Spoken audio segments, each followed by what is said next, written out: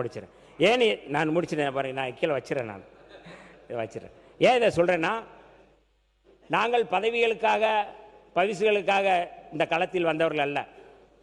எங்களுக்கென்று ஒரு இலக்கு இருக்கின்றது, எங்களுக்கென்று ஒரு தொலைநோக்கு பார்வை இருக்கின்றது.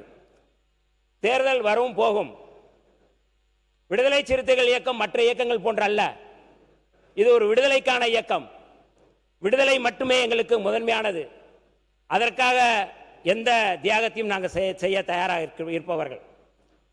சாதி ஒழிப்பு களமா அமைச்சரவை என்றால் எங்களுக்கு சாதி ஒழிப்பு களம் தான் முதன்மையானது. அமைச்சரா அல்லது தமிழீழ விடுதலை என்றால் எங்களுக்கு தமிழீழ விடுதலை களம் தான் எங்களுக்கு முதன்மையானது. ஆகவே எங்களை பார்த்து யாரும் இவர்கள் பதவிக்காக போனார்கள் என்று சொல்ல முடியாது. ஏனென்றால் நாங்கள் சமத்துவத்துக்காக சமூக நீதிக்காக நிற்கக்கூடியவர்கள் என்கின்ற கருத்துக்காக அதை சொன்னேன்.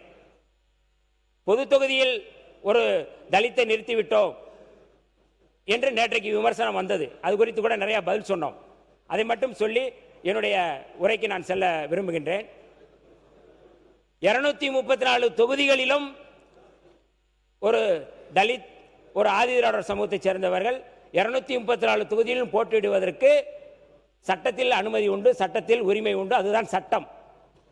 ஆனால் தனி தொகுதிகள் என்று சொல்லக்கூடிய அந்த 44 தொகுதிகளில் மட்டும்தான் அவர்கள் நிற்பார்கள். ஆனால் தலித் அல்லாத சமுதாயத்தைச் சேர்ந்தால் அந்த தனி தொகுதியில் நிற்க முடியாது. இது அரசியலமைப்பு சட்டம். நான் கேட்கக்கூடியது, இந்த அவையில் 44 தொகுதிகளில் அங்கே இருக்கின்ற அந்த தனி தொகுதிகளில் தலித் அல்லாதவரை நிறுத்த முடியாது. ஆனால் 234 தொகுதிகளிலும் தலித்துகள் இருக்கலாம். அப்படி இருக்கும் பொழுது எல்லா தொகுதியிலும் நிற்கக்கூடிய தகுதி உடையவர்கள், உரிமை உடையவர்கள், சட்டத்தின் அடிப்படையில் உரிமை உடையவர்கள் தலித்துகள். ஆனால் நாங்கள் பொது தொகுதியில் நிறுத்துகிறோம் என்று சொல்வது எந்த தகுதியின் அடிப்படையில் என்கின்ற அந்த அடிப்படையில் தான் நான் நேற்றைக்கு அந்த கேள்வி எழுப்பினேன். ஆகவே யாரையும் நான் காயப்படுத்தக்கூடிய வகையில் அதை நான் கேள்வி எழுப்பவில்லை என்கின்ற விளக்கத்தை சொல்ல கடமைப்பட்டிருக்கின்றேன். ஆகவே இந்த அவையில் எனக்கு வாய்ப்புகளை கொடுத்த மாண்புமிகு பேரவைத் தலைவர் அவர்களுக்கு நான் நன்றியை சொல்லி, என்னுடைய தலைவர் எழுச்சி தமிழர் அவர்களுக்கு மீண்டும் என்னுடைய நன்றியை சொல்லி, இந்த மானிய கோரிக்கையின் சில செயல்பாட்டை மட்டும் கொள்கையாக நான் அறிவிக்க கடமைப்பட்டிருக்கின்றேன்.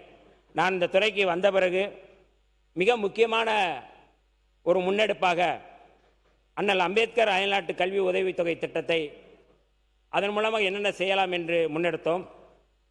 அந்த வகையிலே கடந்த 2026-2027 ஆண்டு நிதியாண்டில் அண்ணல் அம்பேத்கர் அயல்நாட்டு கல்வி தொகை திட்டத்தின் கீழ் 362 மாணவர்கள் பயன்பெறும் வகையில் 131 கோடி ஒதுக்கீடு செய்யப்பட்டுள்ளது. இந்த ஆண்டு இத்திட்டத்தின் ஒரு மாணவருக்கு அதிகபட்சமாக ஆண்டிற்கு 36 லட்சம் கல்வி உதவித்தொகை வழங்கப்படுகின்றது. MC ராஜா விடுதியில் நம்முடைய பிற்படுத்தப்பட்ட நலத்துறை அமைச்சர் மரியாதைக்குரிய சம்பத்குமார் அவர்கள் பேசிய போது சொன்னார்கள், மாண்புமிகு முதல்வர் அவர்கள் அந்த MC ராஜா விடுதியை சந்தித்த போது, ஆய்வு செய்த போது, மாணவர்களை சந்தித்த போது என்னென்ன குறைகள் இருக்குது என்பதை கேட்டறிந்தார்கள். அதற்கு பிறகு தமிழ்நாடு முழுக்க நாங்கள் எல்லா இடங்களிலும் சுற்றி சுழன்று என்னென்ன தேவைகள் என்பதை கண்டறிந்து அதை நாங்கள் நிவர்த்தி செய்வதற்காக இன்றைக்கு அந்த வேலைகளை செய்து கொண்டிருக்கிறோம். அந்த வகையிலே மாணவர்களுக்கான போட்டித் தேர்வுக்கு தேவையான புத்தகங்கள் மற்றும் விளையாட்டு மைதானங்களை பயன்பாட்டிற்கு அந்த அவையிலே நாங்கள் திறந்து வைத்திருக்கின்றோம். நேற்றைக்கு ஆணவ படுகொலை தடுப்பு சிறப்பு சட்டத்தை நேற்று அறிவித்திருந்தேன்.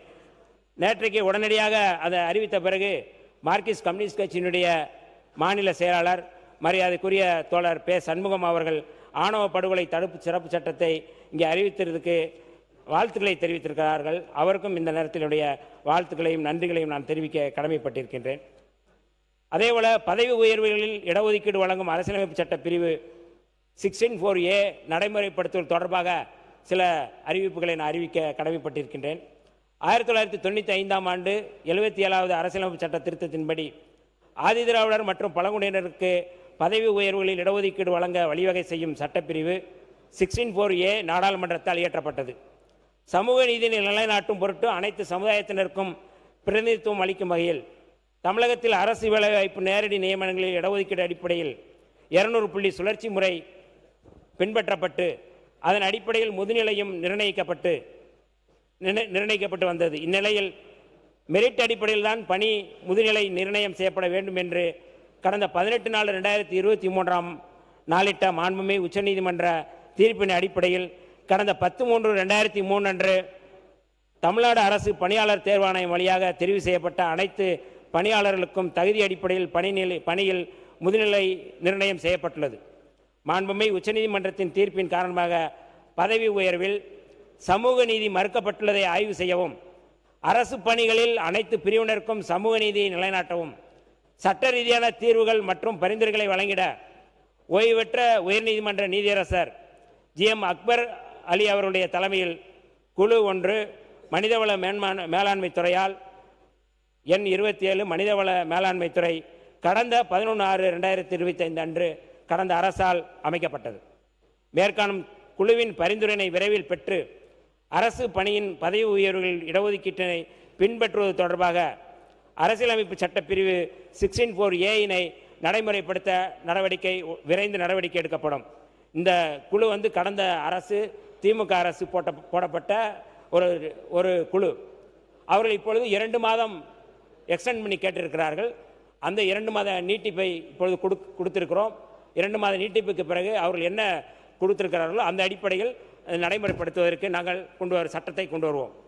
அதே போல் ஏற்கனவே நேற்றைக்கு இந்த டிஏபிஎன் ஆக்ட் பற்றி பேசினார்கள். அது குறித்து நேற்று பேசிவிட்டேன். அந்த டிஏபி ஆக்ட் கொண்டு வருவது தொடர்பாக நேற்று சொல்லிவிட்டேன். அது இப்பொழுது தேவையில்லை என்று சொல்கிறேன். தேவை என்றால் படிக்க வேண்டும் என்றால் நான் படிக்கின்றேன்.